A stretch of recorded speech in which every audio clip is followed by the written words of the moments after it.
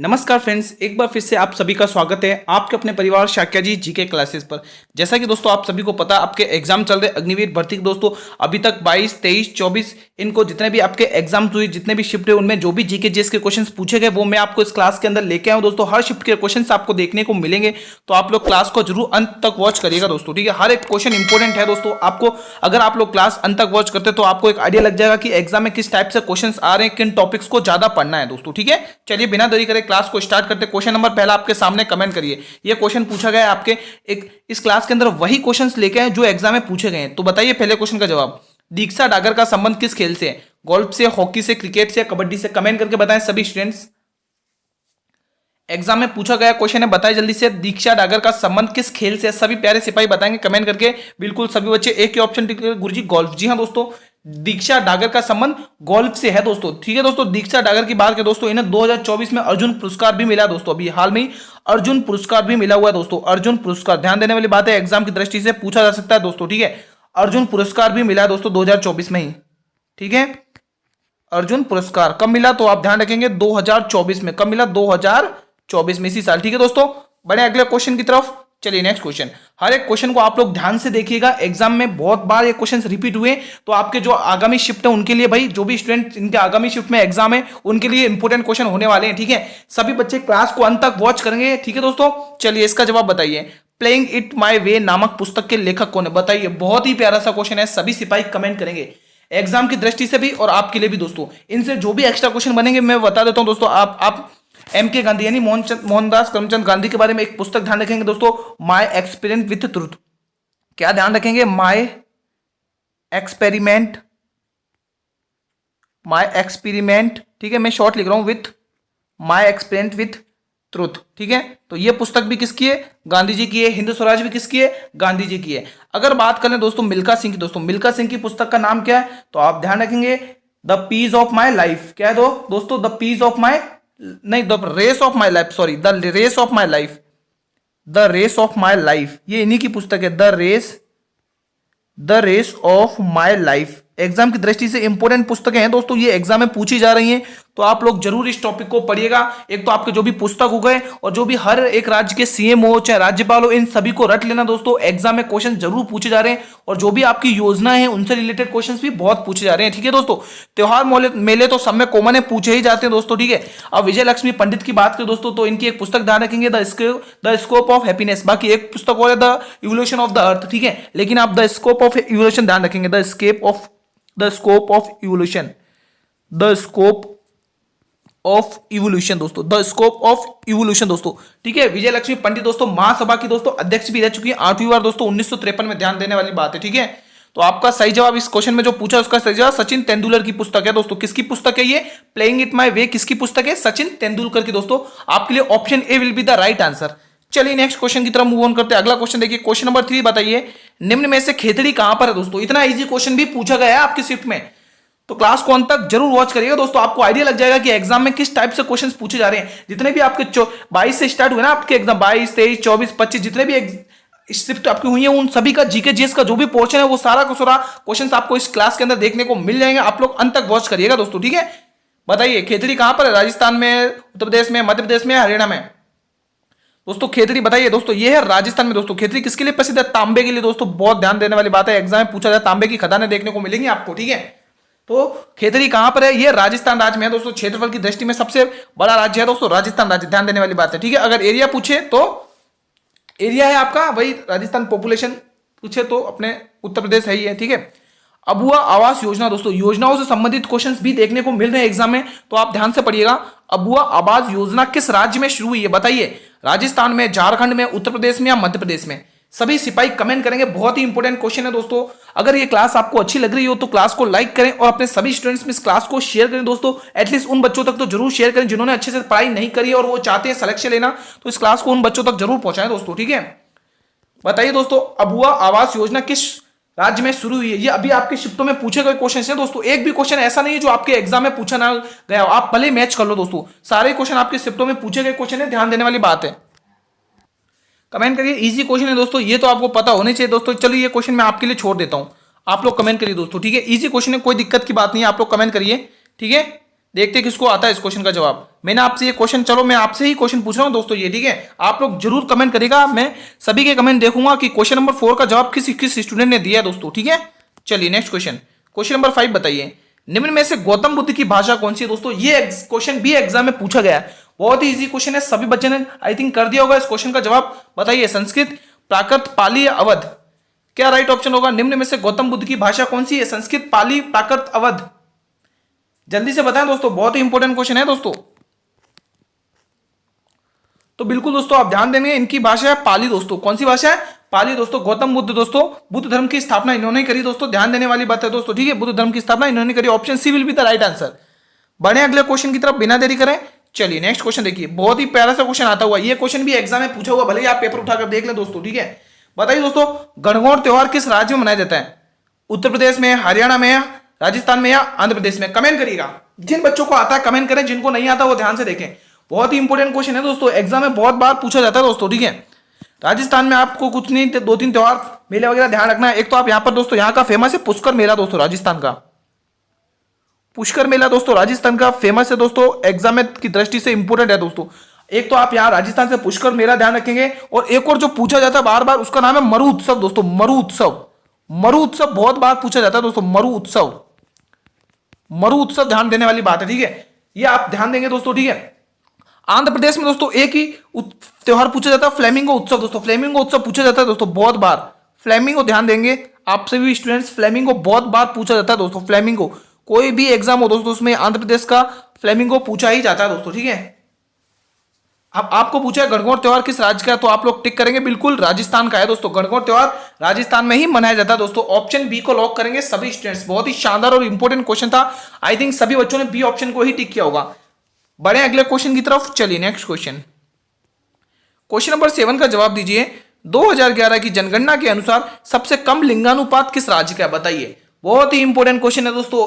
मैं आपको टॉपिक देखो, आपने अभी तक 7 क्वेश्चन देख लिए, आपने ये जरूर एनालाइज किया होगा कि आपको पुस्तक, त्योहार मेले और जनगणना, दोस्तों जनगणना से भी क्वेश्चंस बहुत पूछे जा रहे हैं दोस्तों। मैं आपको बार बार बोल रहा हूं, जितनी भी जनगणना है दोस्तों आप उसको अच्छे से रट लीजिए दोस्तों, अच्छे से। एक तो आपको जनगणना वाला टॉपिक अच्छे से रटना है, एक तो आपको जो भी पुस्तकें दे रखी है वो अच्छे से रटनी है, और त्योहार वगैरह ये रटने अच्छे से दोस्तों, ठीक है। तो ये कुछ इंपोर्टेंट टॉपिक्स है, और सभी स्टेट के और राज्यपाल, मुख्यमंत्री वगैरह ये सारे रट लेना, एग्जाम में बार बार पूछे जा रहे हैं दोस्तों, ठीक है। इन्हीं टॉपिक से ज्यादा भर भर के क्वेश्चन आ रहे हैं, तो आप इन टॉपिक्स को अच्छे से पढ़िए। बताइए 2011 की जनगणना के अनुसार सबसे कम लिंगानुपात किस राज्य का है, राजस्थान, हरियाणा, उत्तर प्रदेश या मध्य प्रदेश। कमेंट करके बताएंगे मेरे सभी स्टूडेंट्स। तो बिल्कुल आप लोग हरियाणा टिक करेंगे, सबसे कम है दोस्तों हरियाणा में दोस्तों, सबसे कम दोस्तों, ठीक है। लिंगानुपात सबसे कम किसमें, हरियाणा राज्य में। कितना है दोस्तों, 879 है दोस्तों, कितना है 879, 879 है दोस्तों। अगर सबसे, ये तो पूछा है सबसे कम, अगर सबसे ज्यादा पूछ ले दोस्तों, ज्यादा पूछ ले तो आप क्या टिक करेंगे, ज्यादा किसका है दोस्तों, ज्यादा केरल में है दोस्तों। किसका है ज्यादा दोस्तों, किसका, केरल का है दोस्तों, ज्यादा किसका है, केरल का। एग्जाम की दृष्टि से इंपोर्टेंट है, कितना है केरल में, कितना है, तो 1084 है दोस्तों, कितना है 1084 दोस्तों, ठीक है। आपसे पूछा कम तो आपने टिक किया हरियाणा 879, अगर ज्यादा पूछ ले तो आप टिक करेंगे केरल और उसमें 1084 दोस्तों, ठीक है। चलिए नेक्स्ट क्वेश्चन की तरफ मूव ऑन करते हैं। हमारा नेक्स्ट प्रश्न देखिए, क्वेश्चन नंबर 8। सभी बच्चे कमेंट सेक्शन में कमेंट करेंगे, हर एक क्वेश्चन इंपोर्टेंट है आपके एग्जाम की दृष्टि से। बताइए इस प्रश्न का जवाब, भारत का प्रथम नागरिक कौन होता है दोस्तों, बताइए। बहुत ही इंपॉर्टेंट क्वेश्चन है दोस्तों। यहीं पर मैं आपको 2-3 क्वेश्चन और पूछ लेता हूं। अनुच्छेद 52 का संबंध बताइए, अनुच्छेद 53 का संबंध बताइए, अनुच्छेद 56 का संबंध बताइए, और अनुच्छेद 58 का संबंध बताइए। चलिए ये अनुच्छेद मैंने पूछ लिया, आप लोग कमेंट करिए। तो भारत का प्रथम नागरिक कौन है गुरुजी, भारत का प्रथम नागरिक ना ही तो प्रधानमंत्री है, ना ही राज्यपाल है, ना ही मुख्य न्यायाधीश है, कौन है भाई, राष्ट्रपति है दोस्तों। कौन है, प्रेसिडेंट, कौन है, प्रेसिडेंट है। तो अनुच्छेद 52 हमें यही कहता है कि भारत का एक राष्ट्रपति होना चाहिए, भारत का एक राष्ट्रपति होगा, भारत का एक राष्ट्रपति होना चाहिए, राष्ट्रपति होगा भारत का राष्ट्रपति, ठीक है, राष्ट्रपति। तो अनुच्छेद प्रेसिडेंट होना चाहिए, ठीक है। तो अनुच्छेद 52 क्या कहता है, भारत का राष्ट्रपति होना चाहिए। और अनुच्छेद 53 क्या कहता है कि कार्यपालिका की समस्त शक्तियां राष्ट्रपति के अंदर होनी चाहिए, समस्त शक्तियां, समस्त पावर्स है ना, all powers are in the hand of the president, यानी कि कार्यपालिका की समस्त शक्तियां किसमें होनी चाहिए, राष्ट्रपति के अंदर होनी चाहिए। और अनुच्छेद 56 क्या कहता है कि अनुच्छेद 56 दोस्तों कार्यालय बताता है, टेन्यूर 5 साल का है ना। तो राष्ट्रपति का क्या बताता है, कार्यालय बताता है, राष्ट्रपति का कार्यालय बताता है कितने, 5 वर्ष का होता है दोस्तों, सभी में है ना, ध्यान देने वाली बात है, एग्जाम की दृष्टि से पूछा जाता है, ठीक है, ये किस किस अनुच्छेद में? 56 में। अगर गुरुजी 58 की बात करें, यहां पर योग्यताएं होती हैं राष्ट्रपति की, यानी कि क्वालिफिकेशन। ध्यान देने वाली बात है दोस्तों, इंपोर्टेंट क्वेश्चन है। अनुच्छेद 58 क्या कहता है? योग्यताएं। तो मैं एक बार वापिस दोहरा देता हूं। अनुच्छेद 52 क्या कहता है? भारत का एक राष्ट्रपति होगा। अनुच्छेद 53 क्या कहता है? जितनी भी समस्त शक्तियां हैं कार्यपालिका की, वो सारी किसके अंदर होनी चाहिए? राष्ट्रपति के हाथ में होनी चाहिए। 56 क्या कहता है? कार्यालय है। और 58 क्या कहता है? योग्यताएं हैं राष्ट्रपति जी की। ठीक है, और प्रेजेंट में राष्ट्रपति कौन है हमारे भारत के? कमेंट कर दीजिएगा दोस्तों, ये क्वेश्चन तो जरूर कमेंट करिएगा, एग्जाम की दृष्टि से इंपॉर्टेंट है। चलिए नेक्स्ट क्वेश्चन देखते हैं। क्वेश्चन नंबर 9 देखिए, बहुत ही प्यारा सा क्वेश्चन है दोस्तों। यहां से आपके सारे क्वेश्चन के डाउट क्लियर हो जाएंगे। बताइए, जलियांवाला बाग हत्याकांड कब हुआ था? कमेंट करके बताएंगे सभी स्टूडेंट्स। 1919 में, 1917 में, 1920 में या 1942 में? सभी स्टूडेंट्स कमेंट करेंगे। बहुत ही प्यारा सा क्वेश्चन है, यहां पर आपके सभी क्वेश्चन के डाउट क्लियर हो जाएंगे। देखिए दोस्तों, जलियांवाला बाग दोस्तों किस आंदोलन के तहत हो रहा था? जब दोस्तों रोलैक्ट एक्ट चला था, काला कानून, बिना अपील, बिना दलील और बिना वकील के दोस्तों। ठीक है, रोलैक्ट एक्ट दोस्तों। ठीक है, रोलैक्ट एक्ट दोस्तों, रोलैक्ट एक्ट दोस्तों 1919 में ही चल रहा था दोस्तों, है ना? ध्यान देने वाली बात है, 1919 में ही चल रहा था दोस्तों। ठीक है, तो इसी के तहत दोस्तों जलियांवाला बाग हत्याकांड हो जाता है दोस्तों। ठीक है, जलियांवाला बाग हत्याकांड हो जाता है। तो यहां से कुछ क्वेश्चंस ऐसे पूछे जाते, ये हुआ कब दोस्तों? डेट ध्यान रखेंगे, 13 अप्रैल 1919 में हुआ था जलियांवाला बाग हत्याकांड दोस्तों। ठीक है, 13 अप्रैल 1919 में हुआ था दोस्तों। यहां से क्वेश्चंस पूछे जाते हैं कि महात्मा गांधी जी ने अपनी कौन सी उपाधि लौटा दी थी? ठीक है, महात्मा गांधी जी की बात करें तो उन्होंने अपनी हिंद स्वराज की उपाधि को लौटा दिया था। अब एक रविन्द्रनाथ टैगोर की बात करें तो उन्होंने अपनी नाइटहुड की उपाधि लौटा दी थी। अगर सुब्रमण्यम अय्यर की बात करें तो उन्होंने अपनी सर की उपाधि लौटा दी थी। और अगर हम बात करें राय बहादुर की उपाधि किसने लौटाई थी? एग्जाम में पूछा जाता है, तो राय बहादुर की उपाधि लौटाई थी जमनालाल बजाज ने दोस्तों। ठीक है, ये क्वेश्चंस पूछे जाते हैं दोस्तों जलियांवाला बाग हत्याकांड से दोस्तों। तो ये क्वेश्चंस आप जरूर ध्यान से सुनकर जाइएगा दोस्तों। ठीक है, जो भी मैंने आपको बताया दोस्तों। ठीक है, बाकी जलियांवाला बाग हत्याकांड कब हुआ तो वो सभी को पता है, 13 अप्रैल 1919 में। 1920 में क्या हुआ सभी को पता है, 1 अगस्त 1920 को सभी ने असहयोग आंदोलन शुरू हुआ था महात्मा गांधी जी के नेतृत्व में दोस्तों। ठीक है, सभी को पता है। 1942 में क्या होता है? क्रिप्स मिशन भारत में आया था, और 1942 में और भारत छोड़ो आंदोलन भी शुरू हुआ था दोस्तों। ठीक है, और 1919 में सभी को पता है रोलैक्ट एक्ट और खिलाफत आंदोलन चल रहे थे दोस्तों। ठीक है, चलिए नेक्स्ट क्वेश्चन की तरफ मूव ऑन करते हैं। ये सारे क्वेश्चंस एग्जाम में पूछे गए हैं, तो ध्यान देने वाली बात है दोस्तों। क्वेश्चन नंबर 10, ये दोस्तों मैंने आपको बार बार बताया था कि दिवस से संबंधित आपको एक ना एक क्वेश्चन जरूर देखने को मिलेंगे। जिन्होंने डेली पेपर सॉल्व किया उनको पता है दोस्तों आर्मी दिवस कब मनाया जाता है। सभी स्टूडेंट जो भी डेली बेसिस पर पेपर सॉल्व करते हैं उन्हें पता है कि आर्मी दिवस कब मनाया जाता है। 15 जनवरी को, 12 जनवरी को, 10 जनवरी को या 25 जनवरी को? कमेंट करके बताएं जिन स्टूडेंट्स को आता है इस प्रश्न का जवाब। तो गुरुजी अगर बात करें आर्मी दिवस की, आर्मी दिवस मनाया जाता है 15 जनवरी को दोस्तों। कब मनाया जाता है? 15 जनवरी को मनाया जाता है। अगर हम बात करें गुरुजी 12 जनवरी को क्या मनाया जाता है? 12 जनवरी को मनाया जाता है राष्ट्रीय युवा दिवस दोस्तों। क्या मनाया जाता है? राष्ट्रीय युवा दिवस। यहां पर टिक करेंगे सभी बच्चे, राष्ट्रीय युवा दिवस, राष्ट्रीय युवा दिवस। इंपॉर्टेंट क्वेश्चन है दोस्तों, आपको ये पता होना चाहिए। इनसे संबंधित क्वेश्चंस बार बार पूछे जा रहे हैं भाई। जो भी डेली बेसिस पर पेपर सॉल्व करता है वो करके आए होंगे इस क्वेश्चन को। ठीक है, अब 10 जनवरी को क्या मनाया जाता है? कमेंट करके बताएं जिनको आता है। गुरुजी 10 जनवरी को मनाया जाता है विश्व हिंदी दिवस।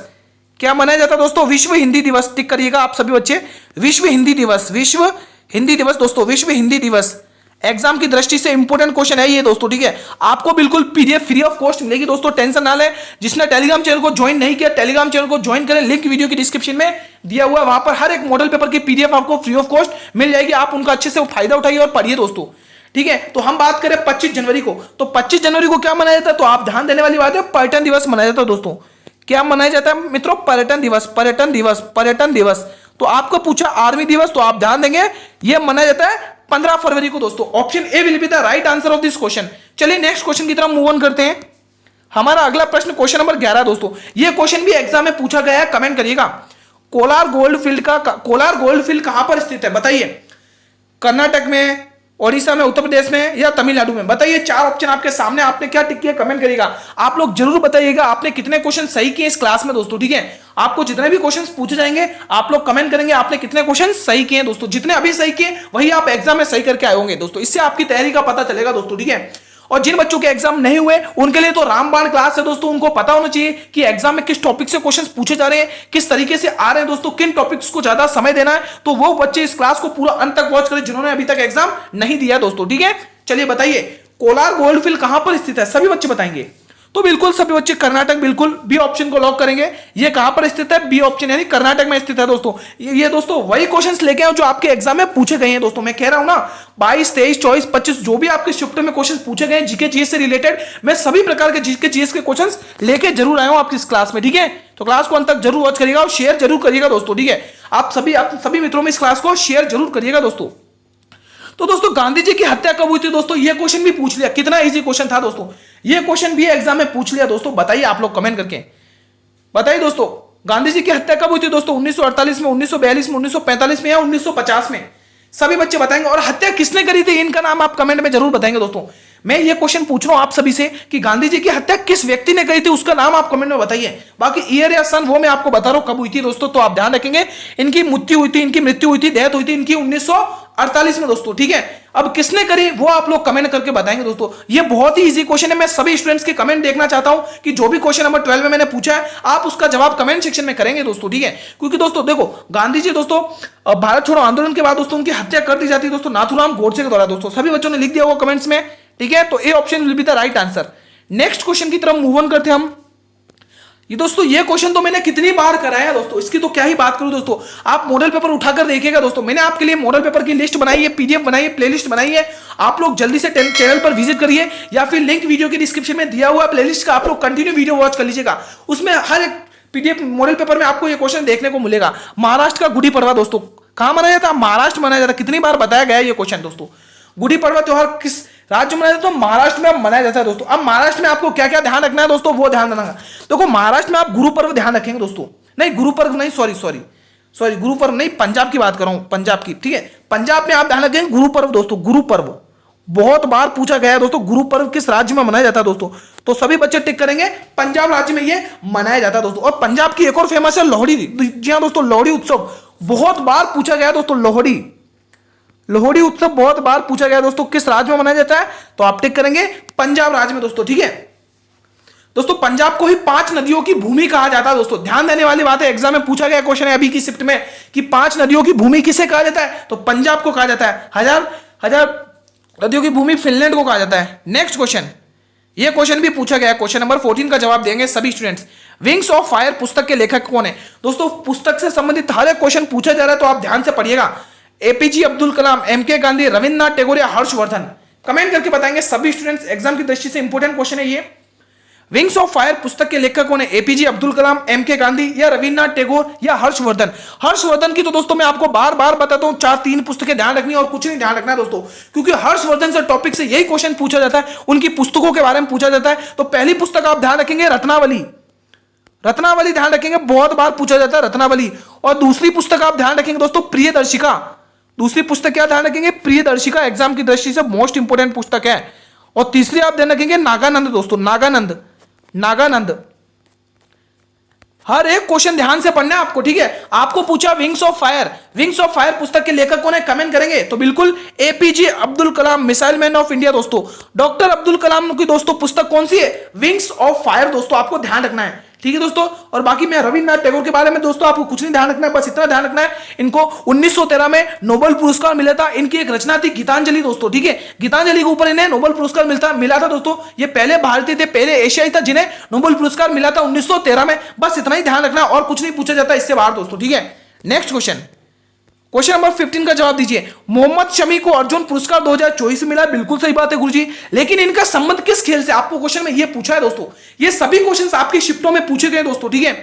कबड्डी में, टेनिस में, क्रिकेट में, हॉकी में? कमेंट करें, हर एक स्टूडेंट कमेंट करेगा। अगर ये क्लास अच्छी लग रही स्टूडेंट्स तो क्लास को लाइक करें, सभी मित्रों में शेयर करें, और चैनल पर भी पहली बार विजिट कर रहे हो तो चैनल को भी सब्सक्राइब करें और बेल नोटिफिकेशन को भी प्रेस करें, ताकि मैं जब भी यूट्यूब पर क्लास लेके आऊं तो यूट्यूब सबसे पहले नोटिफिकेशन आप लोगों को ही भेजे। अब बताइए इस प्रश्न का जवाब। मोहम्मद शमी को जो अर्जुन पुरस्कार मिला है 2024 में, उनका संबंध किस खेल से है? तो बिल्कुल आप सभी बताएंगे गुरुजी इनका संबंध ना ही तो कबड्डी से है, ना ही टेनिस से, ना ही हॉकी से। ये हमारे इंडिया के फास्ट बॉलर कौन है? क्रिकेटर है दोस्तों। कौन है भाई? मोहम्मद शमी क्रिकेटर है दोस्तों, ठीक है, बॉलर है। नेक्स्ट क्वेश्चन नंबर 16, ऊंट महोत्सव किस राज्य में मनाते हैं दोस्तों? बताइए, बहुत ही प्यारा सा क्वेश्चन है, एग्जाम की दृष्टि से मोस्ट इंपोर्टेंट क्वेश्चन है। बताइए, राजस्थान में, उत्तर प्रदेश में और मध्य प्रदेश में और हरियाणा में दोस्तों? बताइए क्या राइट ऑप्शन होगा दोस्तों, बताइए दोस्तों। ऊंट महोत्सव किस राज्य में मनाते हैं? गुरुजी ऊंट महोत्सव की बात कर रहे हैं दोस्तों, ना ही तो ये हरियाणा में मनाया जाता है, ना ही ये उत्तर प्रदेश में, ना ही मध्य प्रदेश में, ये मनाया जाता है राजस्थान में दोस्तों। जी हाँ दोस्तों, ऊंट महोत्सव किस राज्य में मनाया जाता है? राजस्थान राज्य में मनाया जाता है दोस्तों। अब मैं आपसे क्वेश्चन करता हूं कि राजस्थान में ऊंट लाने का श्रेय किसे दिया जाता है? राजस्थान में ऊंट लाने का श्रेय किसे दिया जाता है, ये मेरा क्वेश्चन है। ऊंट लाने का श्रेय किसे दिया जाता है? ऊंट लाने का श्रेय किसे दिया जाता है? बताइए दोस्तों, राजस्थान में ऊंट लाने का श्रेय किसे दिया जाता है? किसे दिया जाता है? ये मेरा क्वेश्चन है। मैंने आपको क्वेश्चन नंबर 16 में पूछा है कि राजस्थान में ऊंट लाने का श्रेय किसे दिया जाता है। बताइए आप लोगों को अगर पता हो तो आप ध्यान देंगे। ऊंट लाने का श्रेय राजस्थान में दिया जाता है पाबूजी राठौड़ को दोस्तों। जी हाँ दोस्तों, पाबूजी राठौड़ को दिया जाता है ऊंट लाने का श्रेय। पाबूजी राठौड़, वीर पाबूजी राठौड़। ठीक है दोस्तों, ध्यान रखना दोस्तों, ठीक है, एग्जाम में पूछ लिया जाता है ये क्वेश्चन। बड़े अगले क्वेश्चन की तरफ बिना देरी करें चलिए नेक्स्ट क्वेश्चन की तरफ मूव ऑन करते हैं। हमारा क्वेश्चन नंबर 17 बताइए, बहुत ही प्यारा सा क्वेश्चन है, कमेंट करिए। मोइनुद्दीन चिश्ती की दरगाह कहां पर स्थित है? बताइए, अजमेर में, उदयपुर में, जयपुर में, राजसमंद में? सभी स्टूडेंट्स बताएंगे कमेंट सेक्शन में। इंपोर्टेंट क्वेश्चन है ये, मोइनुद्दीन चिश्ती की दरगाह कहां पर स्थित है? हर एक स्टूडेंट्स के कमेंट सेक्शन में जवाब आना चाहिए, एग्जाम में पूछे गए। दोस्तों मैं बोल रहा हूं, इस क्लास में जितने भी क्वेश्चंस मैं लेके आया हूं, आपको जो भी 22 तारीख हो, चाहे 23 तारीख हो, चाहे 24, चाहे 25, इन सभी शिफ्टों में जो भी क्वेश्चंस पूछे गए, जीके जीएस से रिलेटेड जो भी इंपॉर्टेंट क्वेश्चन बनता है, वो मैं इस क्लास के अंदर लेके आया हूं। तो आप लोग क्लास को अंत तक जरूर वॉच करिएगा, आपको आइडिया लग जाएगा कि एग्जामिनर किस टॉपिक से ज्यादा क्वेश्चंस पूछ रहा है, किन टॉपिक्स को ज्यादा पढ़ना है दोस्तों। ठीक है, तो मोइनुद्दीन चिश्ती की बात करें तो इनकी दरगाह है अजमेर में है दोस्तों। इनकी दरगाह कहां पर है? अजमेर में। और ये अजमेर कहां पर है? तो ये अजमेर दोस्तों राजस्थान में है दोस्तों। राजस्थान में दोस्तों, जिसे राजस्थान का हृदय कहा जाता है। ठीक है, अजमेर जिले को राजस्थान का हृदय कहा जाता है दोस्तों। ध्यान देने वाली बात है, एग्जाम की दृष्टि से इंपोर्टेंट क्वेश्चन है। नेक्स्ट क्वेश्चन देखिए, हमारा अगला प्रश्न देखिए, क्वेश्चन नंबर 18। सभी स्टूडेंट्स बताएंगे कमेंट सेक्शन में, सूरजकुंडा मेला, हस्तशिल्प मेला कहां पर लगता है? बताइए, हरियाणा, राजस्थान, उत्तर प्रदेश या मध्य प्रदेश? दोस्तों बताइए कमेंट सेक्शन में दोस्तों, बहुत ही इंपोर्टेंट क्वेश्चन है दोस्तों। हरियाणा में दोस्तों कुछ मंदिर है, आपको ध्यान रखना है दोस्तों, चाहे सर्वेश्वर मंदिर ध्यान रखें, है ना, सर्वेश्वर, बृहदेश्वर, लकड़हारा मंदिर, सीता माता मंदिर और बूढ़ा मंदिर दोस्तों, है ना, ये मंदिर हस्त, और दोस्तों एकलव्य मंदिर, भूतों का टीला मंदिर, ये सारे के सारे मंदिर दोस्तों आपको हरियाणा राज्य में देखने को मिलेंगे। तो एग्जाम में पूछ लिया जाता है दोस्तों। ठीक है, तो आप लोग ध्यान रखना है। तो आपको पूछा सूरजकुंडा हस्तशिल्प मेला कहां लगता है? तो बिल्कुल हरियाणा के फरीदाबाद में लगता है दोस्तों। हरियाणा के फरीदाबाद में लगता है दोस्तों। फरीदाबाद में दोस्तों, ध्यान देने वाली बात है, फरीदाबाद, हरियाणा के फरीदाबाद में लगता है दोस्तों ये मेला, हरियाणा दोस्तों। ऑप्शन ए को लॉक करेंगे सभी स्टूडेंट्स। ठीक है, राजस्थान में सभी को पता है गुरुजी, राजस्थान में पुष्कर मेला लगता है। मैं बार बार बता चुका हूं दोस्तों, पुष्कर मेला, पुष्कर मेला दोस्तों। राजस्थान में कौन सा मेला लगता है? पुष्कर मेला लगता है दोस्तों। हरियाणा में ये क्या लगता है? सूरजकुंडा का हस्तशिल्प का मेला लगता है दोस्तों, हरियाणा फरीदाबाद में। नेक्स्ट क्वेश्चन, हर एक क्वेश्चन इंपोर्टेंट है दोस्तों, ध्यान से देखिएगा क्लास को। क्वेश्चन नंबर 19 बताइए आप लोग। हमारी क्लास का टाइम डेली दोस्तों 8 PM रहता है। आप लोगों को सभी स्टूडेंट्स को 8 PM जुड़ना है और अपनी तैयारी को एनालाइज करना है, किस लेवल की आपकी तैयारी चल रही है दोस्तों। ठीक है, बताइए इस प्रश्न का जवाब। निम्न में से गुलाब चंद कटारिया किस राज्य के राज्यपाल हैं? बताइए दोस्तों, किस राज्य के गवर्नर हैं दोस्तों? कमेंट करेंगे सभी स्टूडेंट्स। असम राज्य के, राजस्थान राज्य के, महाराष्ट्र के, या इनमें से कोई नहीं? सभी स्टूडेंट्स कमेंट करके बताएंगे दोस्तों, बहुत ही इंपोर्टेंट क्वेश्चन है ये। बताइए दोस्तों, सभी बच्चे कमेंट करेंगे, सभी बच्चे बताइए। तो बिल्कुल, अगर हम महाराष्ट्र की बात करें, महाराष्ट्र के राज्यपाल कौन है, महाराष्ट्र के गवर्नर कौन है, तो ध्यान रखेंगे Shri Ramesh base, Shri Ramesh base, Shri Ramesh base. Exam की दृष्टि से इंपॉर्टेंट है, ध्यान देने वाली बात है। श्री रमेश बेस दोस्तों हैं किसके? महाराष्ट्र के गवर्नर दोस्तों। ठीक है, आपको पूछा गुलाब चंद कटारिया किस राज्य के गवर्नर है, तो आप ध्यान देंगे ये है असम राज्य के दोस्तों। किस राज्य के गवर्नर है, किस राज्य के राज्यपाल है? ये असम राज्य के राज्यपाल है। आप लोग ऑप्शन ए को टिक करेंगे सभी स्टूडेंट्स। ठीक है दोस्तों, नेक्स्ट क्वेश्चन की तरफ मूव ऑन करते हैं। अंतिम प्रश्न है दोस्तों, बक्सर का युद्ध दोस्तों, बहुत ही इंपॉर्टेंट क्वेश्चन है और एग्जाम में पूछा गया क्वेश्चन है। बक्सर का युद्ध कब हुआ था? 1765 में, 1764 में, 1919 में या 1950? 1750 में। बताइए कमेंट करके दोस्तों। ये बक्सर जगह कहां पर है दोस्तों? बक्सर जगह बिहार में है दोस्तों, बिहार में। ठीक है, ये बक्सर जगह है कहां पे? ये है बिहार में दोस्तों। ठीक है, तो ये कब हुआ था युद्ध? 1764 में हुआ था दोस्तों। कब हुआ था? 22 अक्टूबर 1764। तब शासन कौन था? सिराजुद्दौला दोस्तों। 22 अक्टूबर 1764। ठीक है, 22 अक्टूबर 1764 को ये युद्ध हुआ था दोस्तों बक्सर का। ठीक है, तो आज की क्लास को मित्रों हम यहीं पर समाप्त करते हैं। बताइए अब आपने 20 क्वेश्चन में से कितने क्वेश्चन सही किए हैं दोस्तों? मैं कुछ इंपोर्टेंट क्वेश्चंस लेके आया हूं जो भी आपके शिफ्ट में पूछे गए दोस्तों। आप लोग मुझे कमेंट करें आपने कितने क्वेश्चन फोड़े इस क्लास में। ठीक है, अगर ये क्लास आपको अच्छी लगी हुई हो तो क्लास को लाइक करेंगे, सभी स्टूडेंट्स में क्लास को शेयर भी करेंगे दोस्तों। एटलीस्ट उन बच्चों तक तो जरूर शेयर करिए जिन्होंने अपनी तैयारी अच्छे से नहीं करी है दोस्तों, ठीक है। उन बच्चों तक ये क्लास पहुंचनी चाहिए, आपकी जिम्मेदारी है दोस्तों, ठीक है। और दोस्तों अगर आप लोग चैनल पर भी पहली बार विजिट कर रहे हो तो चैनल को भी सब्सक्राइब करें और बेल नोटिफिकेशन को भी प्रेस करें, ताकि मैं जब भी यूट्यूब पर क्लास लेके आऊं तो यूट्यूब सबसे पहले नोटिफिकेशन आप लोगों को ही भेजे दोस्तों। और सभी बच्चे कमेंट करेंगे पूरी पीडीएफ कहां मिलेगी, तो पीडीएफ आपको मेरे टेलीग्राम चैनल पर मिलेगी बिल्कुल फ्री ऑफ कॉस्ट। जिसने टेलीग्राम चैनल को ज्वाइन नहीं किया है वो जल्दी से टेलीग्राम चैनल को ज्वाइन करें, लिंक वीडियो के डिस्क्रिप्शन में दिया हुआ दोस्तों। आपके लिए मैंने देखो, आपके लिए मैंने 25-26 तो मॉडल पेपर कंप्लीट किए हैं और 10-12 मैंने संभावित पेपर कंप्लीट किए। उन सभी की पीडीएफ मैंने टेलीग्राम चैनल पर अपलोड कर दी है। जिन्होंने टेलीग्राम चैनल ज्वाइन किया, मैं बार बार बोलूं जल्दी से ज्वाइन करिए और उन सभी पीडीएफ का फायदा उठाइए, अच्छे से पढ़िए दोस्तों, ठीक है। आपने क्लास को अंत तक वॉच किया दोस्तों, आपको कुछ आइडिया लग गया होगा किन टॉपिक से ज्यादा क्वेश्चंस पूछे जा रहे हैं और किस तरीके से पूछे जा रहे हैं दोस्तों। हमारा टाइम दोस्तों क्लास का इसी टाइम रहता है दोस्तों, ठीक है। जिन बच्चों को पता नहीं मैं बता देता हूं, क्लास का टाइम 8 PM रहता है। आप सभी को 8 PM जुड़ना है दोस्तों और अपनी तैयारी को एनालाइज करना है। क्लास कैसी लगी कमेंट करके मेरे सभी स्टूडेंट जरूर बताएंगे। कोई डाउट हो तो ये कमेंट बॉक्स आप लोगों के लिए बनाए, आप लोग बेझिझक होकर यहां पर कमेंट करें, आपके रिप्लाई मिल जाएंगे दोस्तों, ठीक है। कल मिलेंगे दोस्तों इसी टाइम पर, देखो हमारी क्लास इसी टाइम पर चलेगी, कल मिलेंगे 8 PM पर इसी टाइम पर। तब तक के लिए मित्रों जय हिंद, जय भारत, वंदे मातरम, धन्यवाद।